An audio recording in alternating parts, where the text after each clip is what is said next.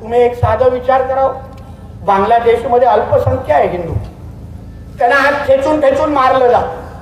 पाकिस्तानमध्ये अल्पसंख्या आहे हिंदू, त्याला पर्याय दिला जातो, या तर तू इस्लाम स्वीकार या तर तुला आम्ही मारून टाकणार. आणि आपल्या देशामध्ये किती लाड केले जातात, कुठले कुठल्या योजना काढायच्या, कुठले कुठले स्कीम यांच्यासाठी आणायची. मग ते मौलाना आझाद असो, आझाद असो, आणि हे जेवढे शासकीय योजनांचे सगळे लाभ हे लोकच घेणार. आता जरा विचारात, ते मुख्यमंत्री लाडली बहीण योजनेची यादी जरा तुमच्या समोर दाखवतो, कलेक्टरांना सांगतो जरा दाखवा. त्याच्यामध्ये किती 2 पेक्षा जास्त अपत्याच्या लोकांनी फायदा घेतला याचा जरा आकडा बघा.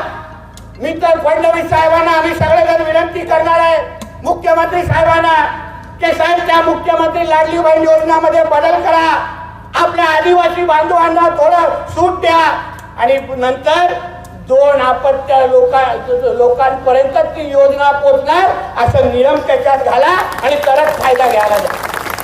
नाहीतर हे नालायक आमच्यामध्ये राहणार, आमच्या सगळ्या योजनांचा फायदा घेणार, सरकारचे सगळे लाभ उचलणार, आणि मतदानाच्या दिवशी हमको इस्लाम चाहिए,